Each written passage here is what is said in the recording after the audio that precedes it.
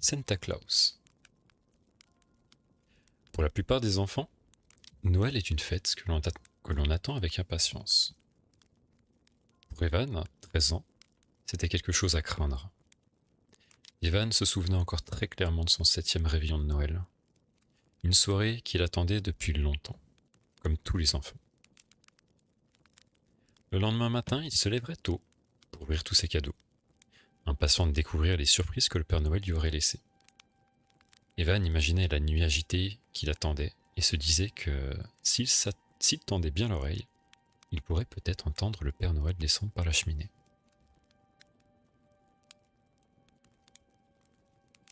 Mais ce réveillon-là ne se déroula pas comme prévu. Il ne fallut pas longtemps pour que l'excitation d'Evan laisse place à l'horreur. Maman avait insisté. Le Père Noël ne viendra pas si Evan se couchait trop tard. Elle venait tout juste de l'envoyer au lit quand un bruit sourd et étouffé retentit sur le toit. Le son semblait provenir directement au-dessus de la cheminée. C'était comme dans La nuit avant Noël. Un tel vacarme s'éleva. Et Evan s'approcha de la cheminée pour voir ce qui se passait. Était-ce le moment où le Père Noël avait décidé d'apparaître ? Des cendres tombaient des recoins de la cheminée jusque dans l'âtre, répandant une odeur de charbon et de brûlé. Quelque chose, ou quelqu'un, devait remuer la suie. Evan était seul. Qui d'autre descendrait par la cheminée à cette heure-là, la veille de Noël ? La cheminée se mit à vibrer et une voix grave et roulante fendit l'air. Le célèbre « Oh, oh, oh » du Père Noël résonna dans le conduit, sous les yeux ravis d'Evan. Un court silence suivit. La mère d'Evan se tenait derrière lui, observant la scène. Puis survint le plus grand vacarme de tous. Une explosion de fumée grisâtre jaillit, tandis que des montagnes de cendres s'effondraient dans l'âtre. La cheminée trembla comme sous l'effet d'un tremblement de terre. Puis, au milieu de la grisaille, une tache de rouge apparut, suivie d'un lourd fracas. Le Père Noël était-il arrivé ? Evan se précipita en avant, incapable de se retenir. Une vague d'excitation le traversa, mais sa mère atteignit la cheminée avant lui. Evan essaya de se souvenir de la dernière fois où elle avait manifesté de l'enthousiasme. Il n'y parvint pas.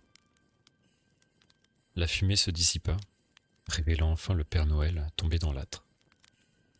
Il n'avait pas tout à fait le ventre qu'Evan imaginait, mais ce détail était insignifiant comparé au reste. Evan halta en voyant que la barbe du Père Noël semblait avoir glissé pendant la chute. Il n'y avait pas de sang, sauf au niveau de la tête, d'où s'écoulait un mince filet.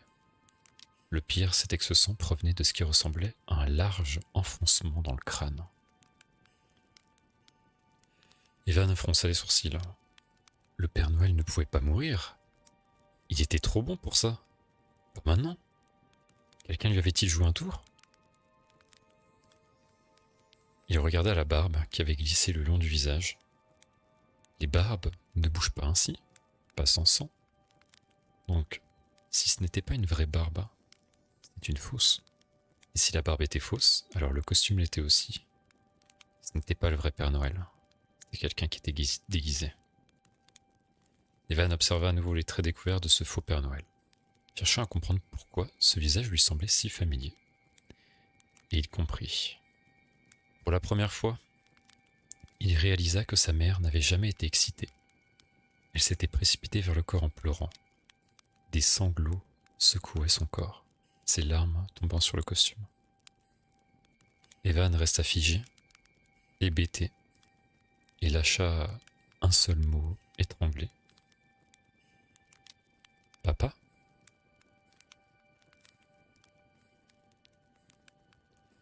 Evan se réveilla en sursaut, trempé de sueur. Il regarda sa montre 2h19. Avant que la lumière ne s'éteigne, il vit la date. Le 20 décembre. Plus que 5 jours avant Noël. Autrefois, cela l'aurait rendu heureux. Maintenant, il aurait préféré que Noël n'arrive jamais. C'était encore le même rêve, exactement dans ses moindres détails. Ses cauchemars étaient d'un réalisme terrifiant. le forçant à revivre sans cesse le pire moment de sa vie. Il devenait toujours pire à l'approche de Noël. Parfois, il rêvait de cette nuit fatidique où son père avait glissé et chuté dans la cheminée, se fracassant le crâne dans sa descente. D'autres fois, il rêvait de griffes, longues, blanches, tranchantes comme des rasoirs, capables de le découper au moindre mouvement. La plupart des enfants finissaient par cesser de croire au Père Noël. Evan, lui, n'en était pas sorti. On l'en avait arraché violemment. Sa croyance était brisée avec la mort de son père. Son père voulait seulement lui faire une surprise. Il avait fait bien pire. Il avait brisé Evan à jamais, et chaque Noël, Santa Claus revenait le hanter. Evan était convaincu que Santa Claus était un démon, pas un humain, une entité surnaturelle qui revenait chaque année, à partir de novembre, devenant de plus en plus présent à mesure que Noël approchait. Il y avait les cauchemars, les visions, les crises, les attaques de panique. À l'école, Evan était moqué à cause de tout cela. Santa Claus avait laissé des cicatrices profondes. Il pensait parfois que Santa Claus était l'esprit de son père, corrompu après la mort. Il ne croyait pas au surnaturel, mais Santa Claus lui avait fait changer d'avis. Il dut accepter une chose. Santa Claus reviendrait toujours. Noël avait causé la mort de son père. Noël avait fait venir Santa Claus. Après Noël, la créature disparaissait peu à peu. Entre février et novembre, Evan était libre. Mais il revenait toujours.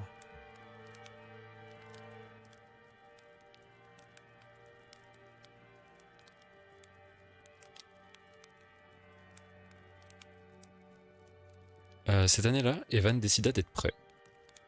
Chaque année, Santa Claus apparaissait dans la cheminée à 8h13, l'heure exacte de la chute de son père. Cette fois, Evan ne se contenterait pas de regarder. Il se procura le vieux fusil de chasse de son père, caché dans l'armoire de sa mère, ainsi que 3 cartouches oubliées.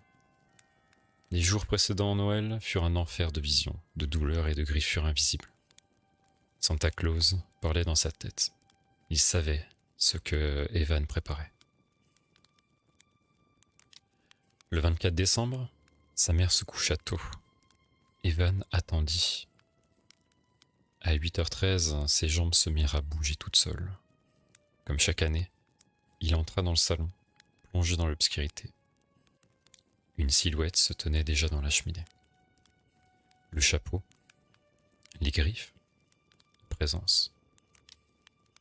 Puis le visage apparut, peau blafarde, orbite vide et saignante, dents couvertes de sang, costume déchiré, les griffes se levèrent.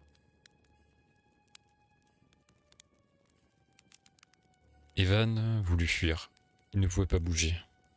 Son doigt se crispa. Un coup de feu éclata. Une lumière aveuglante, puis le noir. Evan se réveilla tandis que sa mère le secouait. Elle avait entendu le tir. Elle avait cru qu'il s'était suicidé. Mais Evan souriait. « Je l'ai fait !» murmura-t-il. « J'ai tué Santa Claus. » Sa mère, pâle, désigna la cheminée. Sur les briques, des lettres rouges sombres dégoulinaient lentement. Pas de la peinture. Du sang. « Oh, oh, oh, je viens pour toi. » Le calendrier de l'Avent. 30 novembre.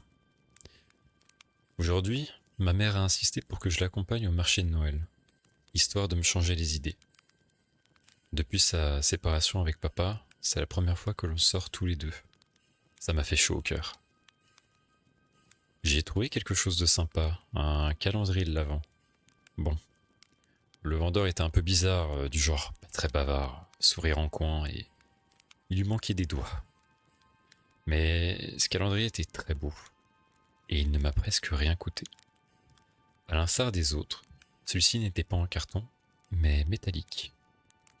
Il y avait 24 petites portes portant des nombres allant de 0 à 24, de 01 à 24.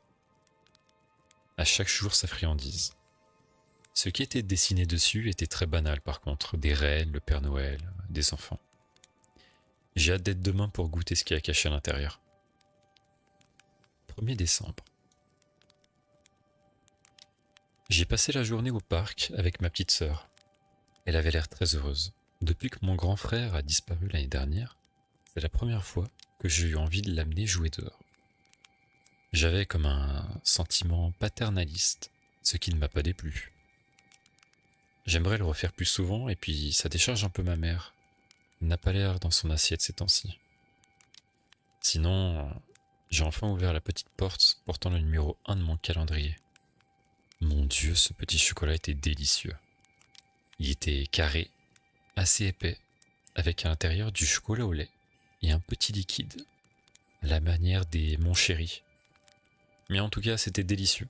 Vivement demain pour un autre petit plaisir de la sorte. 2 décembre. J'ai passé ma journée dans le jardin. J'ai même commencé à vouloir jardiner, jusqu'à ce que ma mère me dise que ce n'était pas du tout la saison pour ça. Mais moi, je voulais jardiner. Sinon, le chocolat de la case 2 était lui aussi délicieux. Ça va être difficile d'attendre pour manger les suivants. 3 décembre. Aujourd'hui, il ne s'est pas passé grand-chose. J'ai fait mes devoirs et j'ai trouvé ça très facile. Je suis peut-être un génie sans le savoir. Le chocolat de la case 3 était comme les autres. Je n'arrive pas à savoir quel est ce liquide si délicieux. Je devrais demander à ma mère, mais elle va vouloir goûter. Et ce sont mes chocolats, les miens. 4 décembre. Je me suis surpris à jouer avec les poupées de ma petite sœur. Je n'ai aucune idée de ce qui s'est passé dans ma tête, mais j'ai aimé ça. Ma petite friandise est encore bien passée. Je pense que je ne vais plus pouvoir m'en passer. 5 décembre. Ma mère a insisté pour que j'aille avec elle au karaoké, mais je déteste ça. Même si c'est sa passion, j'aimerais qu'elle ne l'impose pas aux autres. Je suis quand même allé pour lui faire plaisir, mais mon Dieu, quel ennui. En plus, elle chante comme une casserole. 6 décembre. Le chocolat du matin devient mon moment préféré de la journée. Je me demande vraiment comment ils peuvent être aussi bons. J'ai passé la journée avec mon ami Damien. Comme d'habitude, on a été au terrain de foot pour faire une partie avec les autres. Je n'ai jamais été aussi mauvais. D'habitude, je ne joue pas trop mal, mais aujourd'hui, je sais pas. C'est comme si j'avais les pieds carrés. 7 décembre. La journée de l'ennui. Et puis, le chocolat de la case 7 est tombé quand j'ai ouvert la petite porte métallique. Je l'ai jeté, même si ça m'a fendu le cœur, quel gâchis. 8 décembre. Aujourd'hui, après avoir mangé mon petit chocolat quotidien, je suis allé dans la chambre de mon grand frère. Ça va faire 1 an qu'il a disparu. Et tout est intact. Ses consoles sont toutes à la place. Même où il les avait laissées. Je n'ai jamais aimé ça, les jeux vidéo. Pourtant, j'ai allumé une console et j'y ai joué pendant des heures. J'ai fini plusieurs jeux dès le premier essai, alors que c'était la première fois que je m'y essayais. Je me suis même surpris à allumer son ordinateur et à jouer avec ses personnages de MMO. Comment est-ce que je connaissais ces mots de passe? C'est bizarre. Peut-être me les avait-il donnés un jour et que j'avais gardé ça en mémoire tout ce temps. En tout cas, j'ai aimé cette journée. C'était comme si j'avais passé du temps avec mon grand frère. Tu me manques, Denis. 9 décembre. J'ai encore passé la journée avec Damien. Je ne sais vraiment pas pourquoi, mais aujourd'hui, je l'ai trouvé très séduisant. Que m'arrive-t-il? J'aime pourtant les femmes, d'habitude, je suis très double. J'aime pourtant les femmes, d'habitude. Je suis très troublé.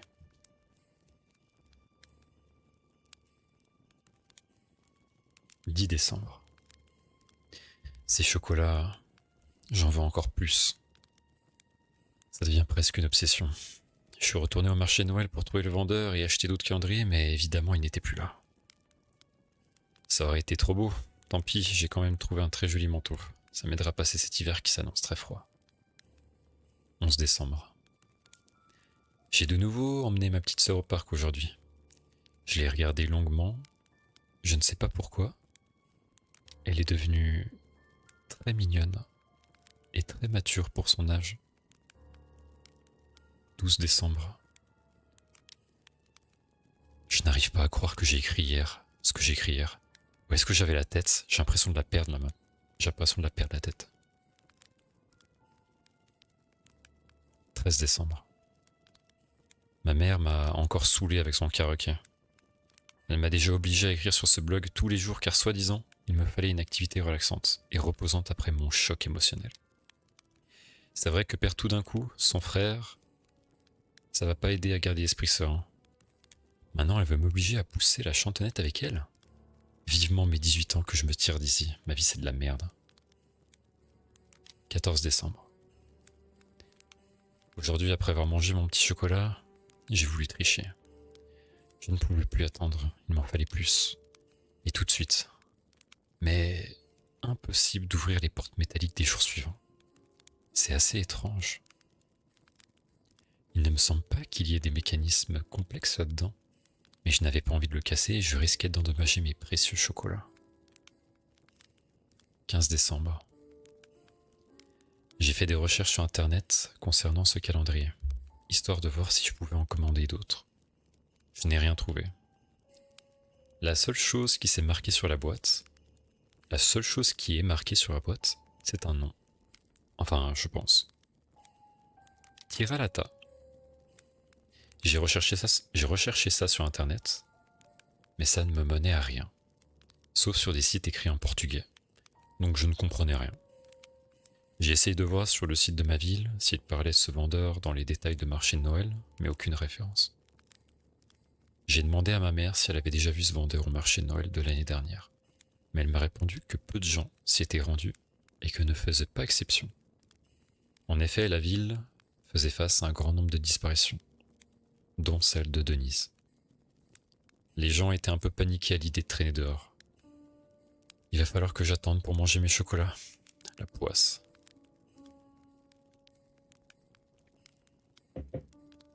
16 décembre. Très mauvaise journée. J'ai voulu prendre mon chocolat ce matin, mais il n'était plus là. Ma mère, cette garce, l'avait pris. Elle m'a dit qu'il était délicieux et que j'aurais pu partager au lieu de garder tout ça pour moi. Puis, elle est partie je ne sais pas où. Elle était très souriante, chose rare ces temps-ci. Bordel, ce sont mes chocolats, comment a-t-elle osé, putain. 17 décembre. J'ai caché mon calendrier, histoire d'éviter à nouveau vol de chocolat. Et j'ai bien fait. J'ai vu ma mère sortir de ma chambre ce matin à l'air chafouin. Ah, tu pensais vraiment que j'allais te laisser avoir encore un autre de mes précieux chocolats, tu rêves. Sinon, j'ai été voir un ami dont le père est brésilien. Je lui ai demandé s'il pouvait lui demander ce qu'il savait sur un certain Tiralata. 18 décembre. Il ne me reste que 6 chocolats, et ça me rend triste. Je l'ai été toute la journée. J'ai même pleuré. Pour aucune raison valable. L'horreur totale, mais qu'est-ce qui m'arrive? 19 décembre. Aujourd'hui, je ne suis pas allé en cours. J'espère que ma mère ne le saura pas, mais j'ai passé une chouette journée à fumer de l'herbe avec Damien. Ce qui me surprend, c'est que je ne supporte pas la fumée de cigarette d'habitude. 20 décembre. J'ai revu mon ami, qui est un père brésilien. Il avait des infos pour moi. Selon lui, Tiralata est un feiticeiro, un sorcier très connu au Brésil. Il s'agissait du sorcier d'une tribu appelée Tupinamba, se situant dans la forêt amazonienne. J'ai fait des recherches sur ce peuple. A priori, c'était des cannibales. Le sorcier pratiquait le macumba, une sorte de magie noire. Il est aussi dit que cette tribu mangeait le corps de leurs ennemis pour en voler la force et le savoir. Ça me donne des frissons, car je change effectivement de comportement après avoir mangé ces chocolats. Mais bizarrement, je n'ai pas envie d'arrêter. Ils sont beaucoup trop bons. 21 décembre. Il s'est passé une chose horrible ce matin. Alors que j'allais manger mon petit chocolat du matin, ma mère a débarqué dans ma chambre et me l'a pris des mains. Il était hors de question que je lui laisse. Alors je lui ai arraché des mains à mon tour avec ma bouche. J'y suis peut-être allé un peu fort car j'ai arraché un bout de sa main avec. Elle pissait le sang. Mais le plus étrange, c'est que le goût de son sang dans ma bouche allait de pair avec le goût du chocolat. C'était encore meilleur que d'habitude. La saveur était beaucoup plus forte, mais c'était sans doute mon imagination. 22 décembre. Fait bizarre du jour. J'ai pu répondre à un touriste japonais qui me demandait où se trouvait la gare. Dans un japonais parfait. Je regarde des animés de temps en temps, mais putain, c'était comme si j'avais parlé cette langue toute ma vie. Comme je l'ai écrit il y a quelques jours, je suis peut-être un génie sans le savoir. 23 décembre. Il ne me reste qu'un seul chocolat. Ce matin, j'ai ouvert la porte 23 et je l'ai mangé. Très doucement. Pour faire durer le plaisir. Bientôt, je n'en aurai plus. Cette pensée me terrifie. Je suis comme dépendant de cette douceur quotidienne. Que vais-je faire? Ma vie n'aura plus de sens. 24 décembre.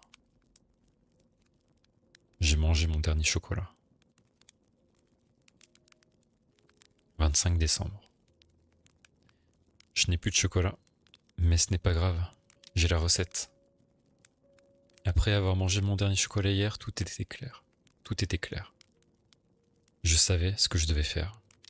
Je savais quelle était ma destinée. J'ai hâte d'être l'année prochaine pour en faire profiter une autre personne. Et ça ne me coûtera que quelques doigts.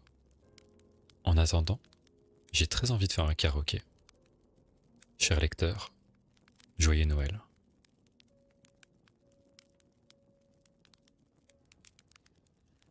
Le Père Noël est gris et maigre. Asile, jour X. Je ne sais plus depuis combien de temps je suis enfermé. 1 an, 10 ans, peut-être plus, peut-être moins. Mon traitement a été diminué. Je peux enfin écrire ce que j'ai sur le cœur depuis trop de temps. J'ai été accusé à tort. Je suis sain de corps et d'esprit, contrairement aux dires de ces psychologues de merde et de leurs tests truqués. Je suis innocent et par ces notes, je compte le prouver à tous ceux qui me liront. Si j'ai perdu la notion du temps, je n'ai pas oublié la chronologie exacte des événements. Je me souviens même de la date où tout a commencé. 17 décembre 1966, 7 jours avant un réveillon de Noël, qui s'annonçait encore magique. 7 jours avant l'horreur. J'ai des frissons, je tremble. Je reprendrai mes notes demain.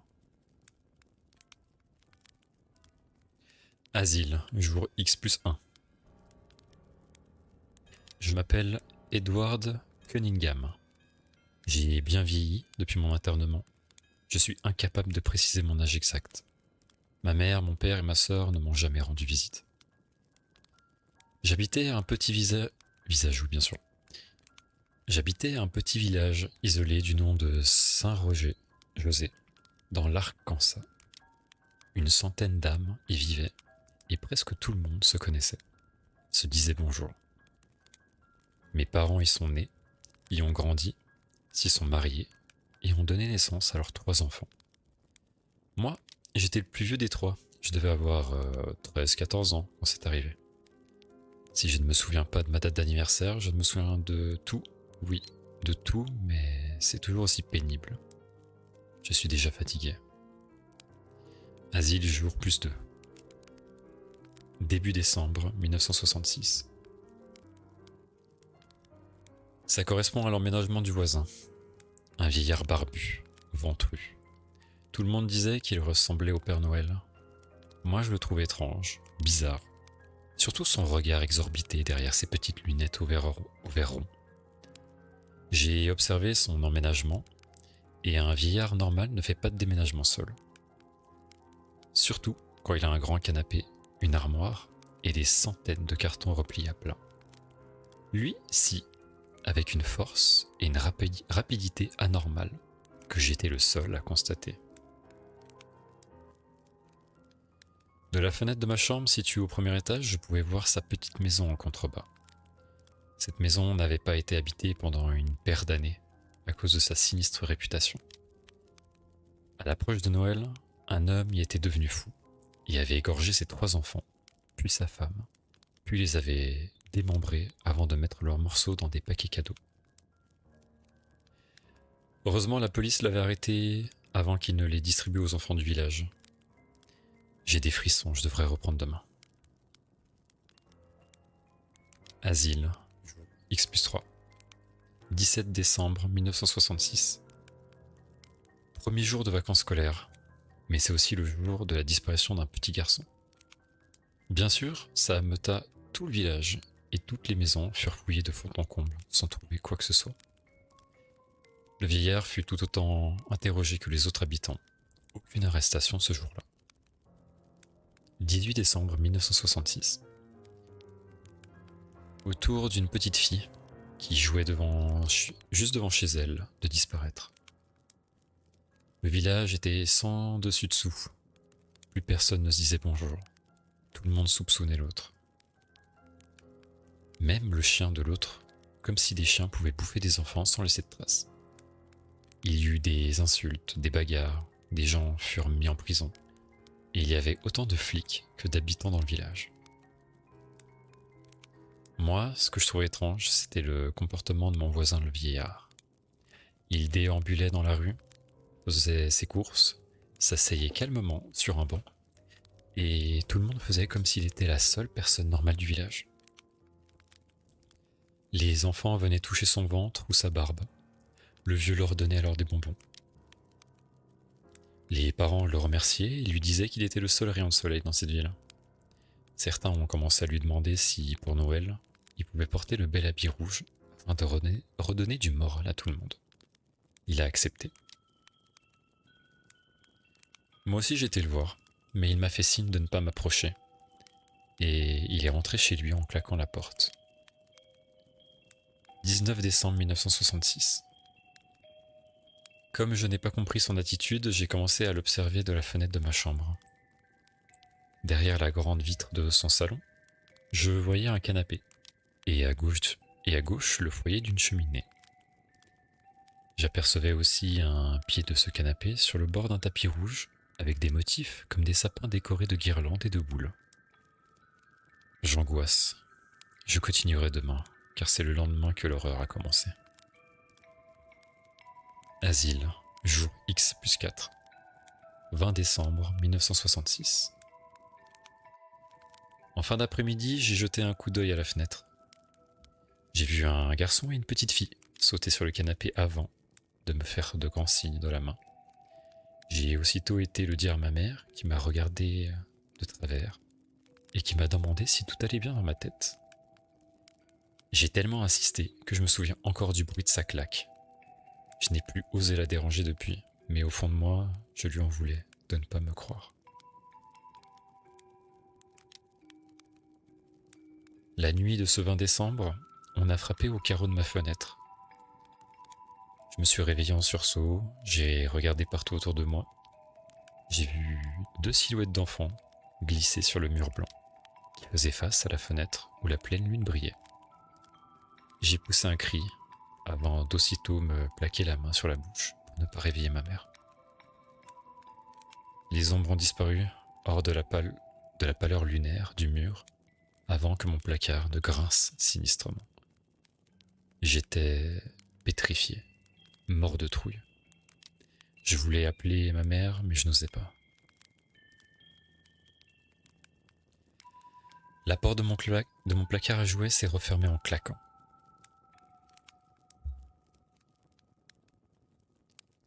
À l'intérieur, des petits rires d'enfants. Des chuchotements m'ont glacé le sang. Ils parlaient entre eux, en jouant, car j'entendais ma balle de baseball frapper le sol, avant que ma boîte de petits soldats en plomb ne s'y fracasse dans un bruit assourdissant.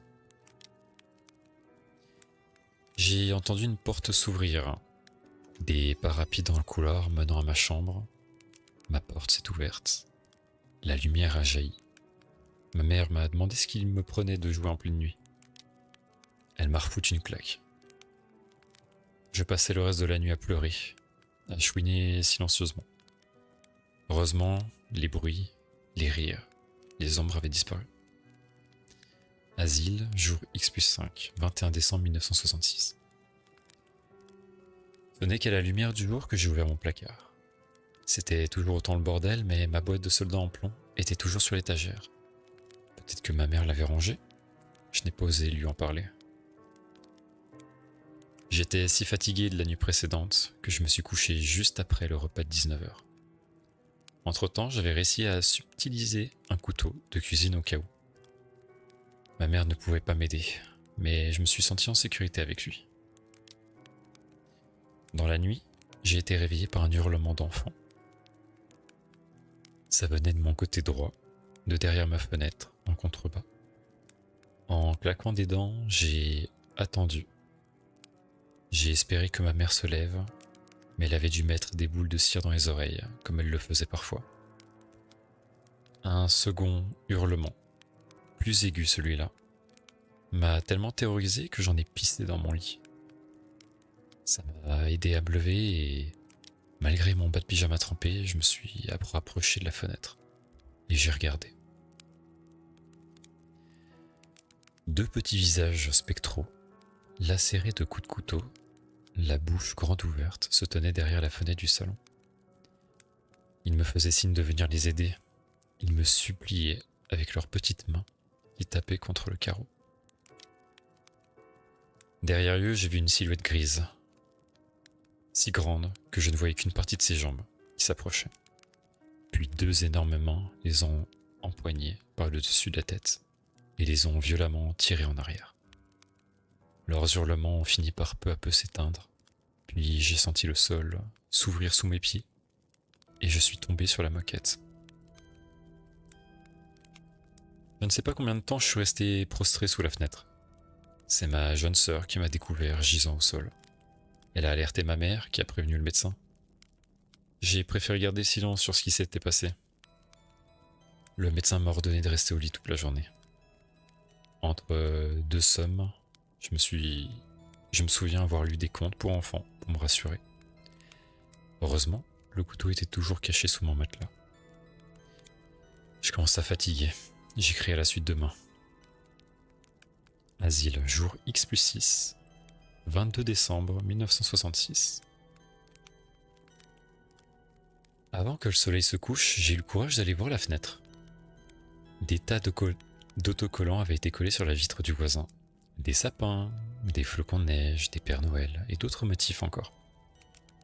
Ils avaient été collés n'importe comment, sur le côté, de travers, à l'envers. Et il y en avait tellement que ça faisait des paquets, comme si le vieillard avait passé sa journée à les coller, en ne faisant attention qu'à une seule chose. Regarder la fenêtre de ma chambre pour m'y voir, pour me faire signe ou je ne sais quoi d'autre de débile. Après avoir dormi une bonne partie de la journée, forcément, je n'avais plus sommeil. J'ai eu l'autorisation de laisser la lumière allumée toutes les nuits. L'angoisse est montée de plusieurs crans après que ma mère m'ait souhaité de faire de beaux rêves.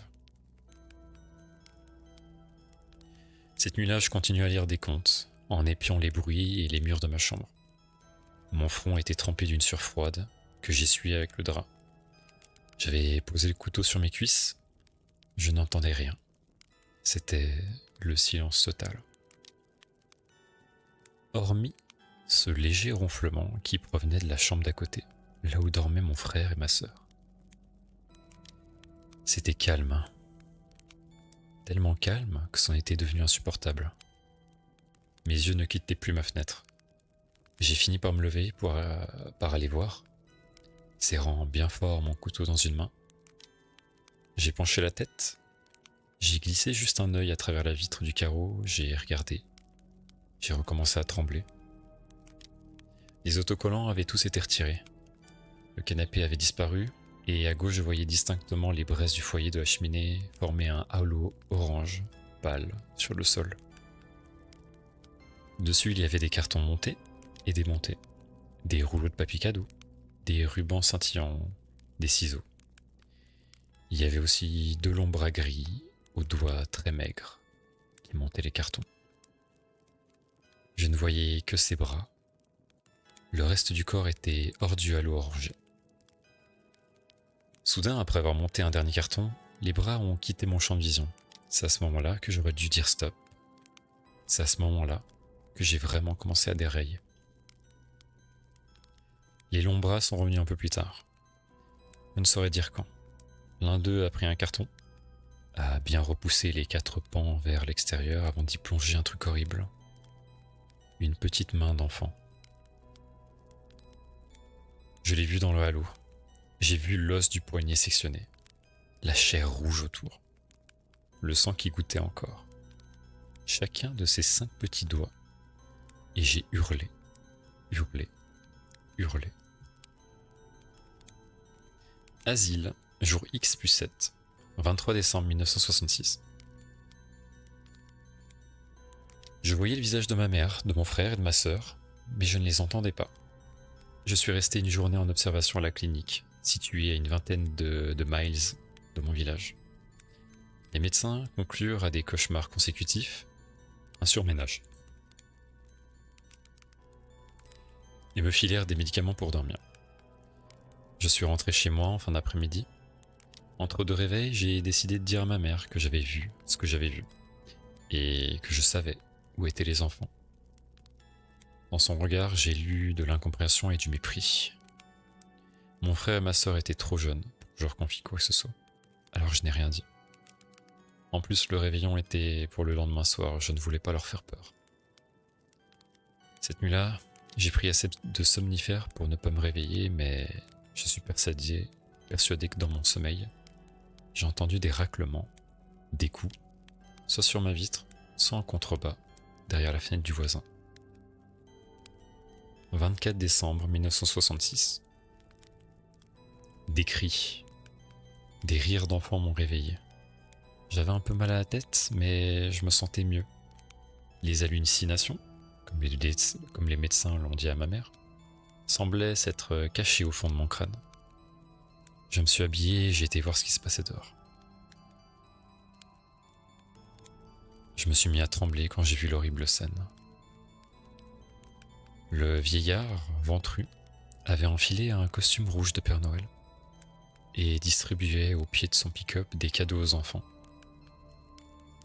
Je savais ce qu'il y avait à l'intérieur. Je savais que des mains ou des pieds des gosses enlevés s'y trouvaient, et je leur ai hurlé de ne pas les ouvrir. Les gosses se sont mis à pleurer quand je leur arrachais les cadeaux des mains. D'autres s'enfuient à toutes jambes. Des parents m'ont saisi les bras, la taille, au lieu d'empêcher une petite fille d'ouvrir ce maudit cadeau. Ma mère est arrivée en pleurant, en me suppliant d'arrêter cette folie.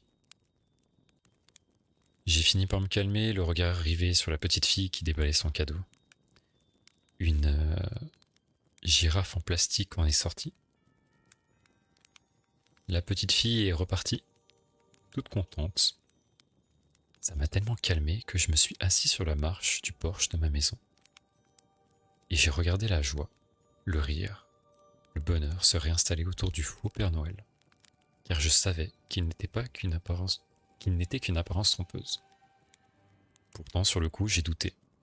Peut-être que mon imagination me jouait des tours à cause de cette histoire horrible sur les anciens locataires.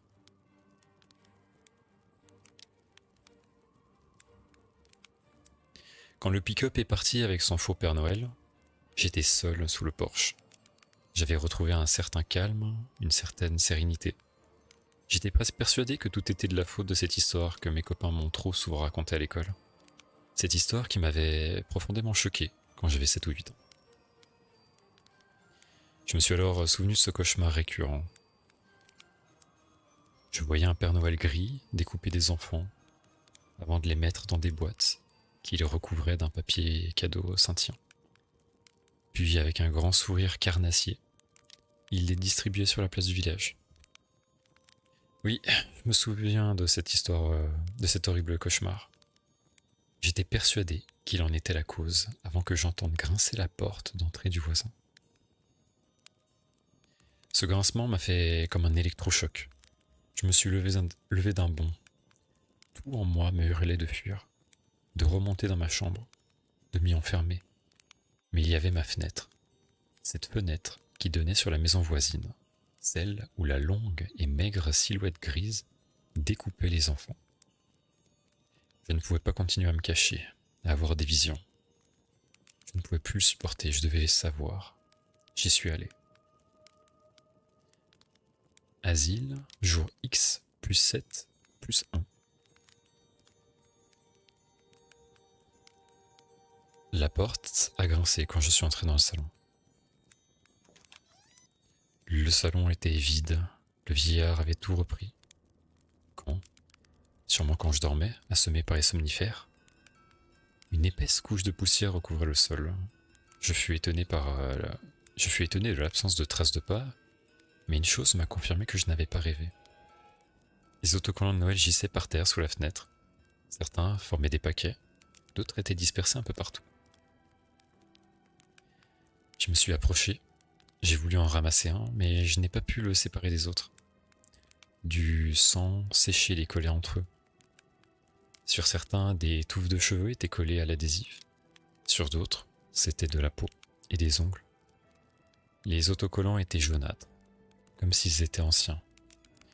Dans le foyer de la cheminée, s'amoncelaient des os cassés. J'ai eu des nausées, j'ai vomi une bile jaunâtre. On a rigolé quelque part dans la maison, des rires d'enfants, suivis de tapotements de pieds sur le plancher. Ça venait du couloir qui s'enfonçait vers le fond de la maison.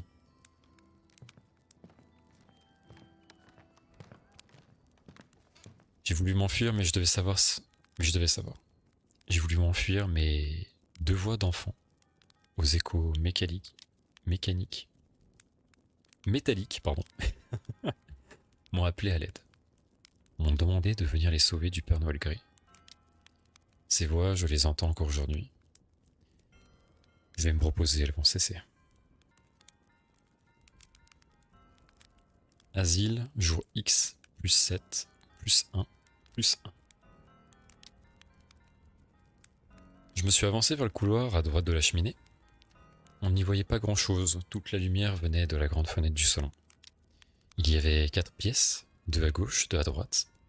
Les appels à l'aide venaient de la première pièce sur ma droite, la seule qui avait une porte fermée. Les autres semblaient ouvertes. Une lumière rouge, faiblarde, passait sous cette porte.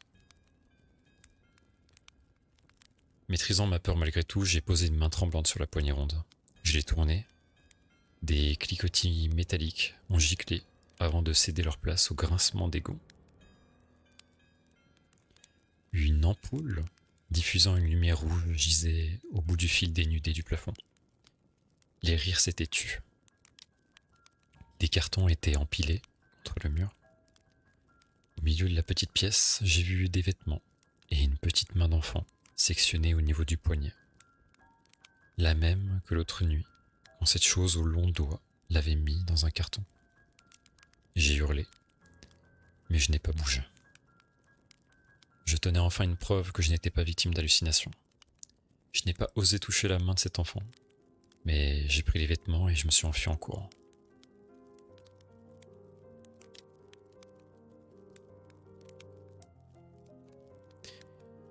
J'ai retrouvé ma mère dans la cuisine, en train de préparer le dîner du réveillon. Son visage est devenu blême. Quand elle m'a vu entrer en hurlant, je savais où étaient les corps des enfants disparus. Je lui ai montré les vêtements et, après les avoir examinés, elle a froncé les sourcils. Elle m'a alors demandé ce que je faisais avec les vêtements de mon frère et de ma sœur. Je n'ai rien compris. J'ai entendu les cloches autour de moi, je me suis évanoui. Pendant la rédaction, j'ai appris que je sortais de l'asile après-demain. À 71 ans, les médecins ont jugé que je n'étais plus dangereux. Mais je n'ai jamais été dangereux. Je suis innocent. Comme va le confirmer la fin de mon histoire. Asile, jour X plus 7 plus 1 plus 2. Ma petite sœur est venue me réveiller à peu près un peu après minuit en disant que le Père Noël était passé. Ma mère se tenait à côté d'elle et m'a demandé si ça allait ou si je désirais continuer à me reposer. Avant de lui répondre, je me suis relevé et j'ai regardé par la fenêtre. L'obscurité s'étendait derrière la grande vitre du salon. J'ai attendu un peu, rien n'est apparu. Ma petite sœur m'a pris la main et je suis descendu avec elle. Mon frère commença à déballer son cadeau.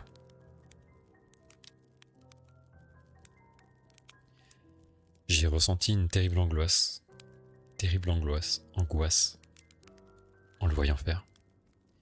Je vois encore ses mains déchirant le papier cadeau, ses doigts soulever le couvercle d'une boîte, la couleur rouge sang de son camion de pompier. J'étais soulagé. J'ai poussé un long rire et ma mère a caressé une joue.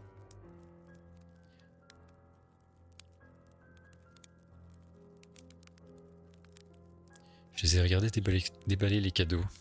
Je ne pouvais rien faire d'autre tellement j'étais heureux que tout redevienne normal. Enfin, c'était jusqu'à ce que ma sœur déballe son dernier cadeau. Une poupée. Je sais qu'elle était belle cette poupée. Je sais que sa robe fleurie, ses chaussures vernies, ses chaussettes blanches et ses boucles blondes étaient à ravir. Mais ses yeux, oui, ses yeux étaient exorbités, sa peau était grise et sa bouche grimaçante, arquée sur un sourire maléfique. Je l'ai arraché de ses mains et ma sœur s'est mise à pleurer. Ma mère m'a alors crié dessus, m'a dit qu'elle en avait marre de moi, que j'étais bien comme mon père, que je finirais ma vie à l'asile. Je lui ai répondu que la poupée était maléfique, qu'elle avait le même regard exorbité que notre vieux voisin. Elle m'a alors répondu qu'il n'y avait pas de voisin, que la petite maison était abandonnée depuis 20 ans. Je ne l'ai pas cru. J'ai hurlé contre elle. Je suis remonté dans ma chambre et je me suis jeté par terre, en frappant la moquette de mes poings. C'est là que j'ai vu une boîte sous mon lit. J'ai arrêté de hurler. Je me suis approché en rampant. J'ai étendu les bras, j'ai pris la boîte. J'ai soulevé le couvercle. Au fond, j'ai découvert un couteau dont la lame brillait d'un sang vermillon. À peine le temps de réaliser que j'ai entendu cogner à ma fenêtre. C'était lui. Je revois encore son long visage gris derrière la vitre. Ses yeux exorbités.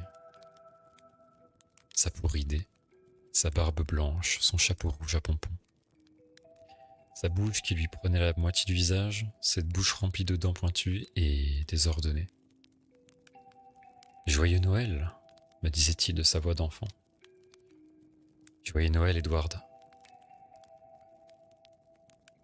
J'ai pris le couteau et je me suis relevé. Je n'étais qu'à 2 mètres de la fenêtre. Je pleurais, je voulais en finir. Je n'avais plus qu'un seul désir. Le massacrer. Et c'est ce que j'ai fait. Je me suis approché pas à pas. Lui ne bougeait pas. Le Père Noël gris souriait. Il souriait avec son grand sourire morbide qui déformait son visage affreux. L'espace d'un instant, j'ai cru y voir une ressemblance avec la photo de mon père, posée sur ma table de nuit. Je me suis approché et il a arrêté de sourire, comme s'il sentait que je pouvais le tuer. Je me suis approché encore. Son visage paraissait inquiet. Je me suis approché. Son visage a changé. Je me suis approché. Son visage était le mien. Dans le reflet de la vitre, il s'était changé en moi. Derrière moi, ma mère a hurlé. Je me suis vivement retourné. Elle ne me regardait pas, elle regardait mon bras, ma main tenant le couteau. Elle continuait à hurler. Si fort que j'en avais mal aux oreilles. À l'âme, partout dans le corps. Je me suis approché, je me suis rapproché, et l'autre en moi, le Père Noël gris, m'a ordonné de le faire. M'a ordonné de la faire taire. L'autre en moi m'a ordonné de la tuer. Je me suis approché. Je me suis approché. Voilà. Vous constatez que je ne suis pas coupable, que tout est de la faute du Père Noël gris. Asile. Jour J.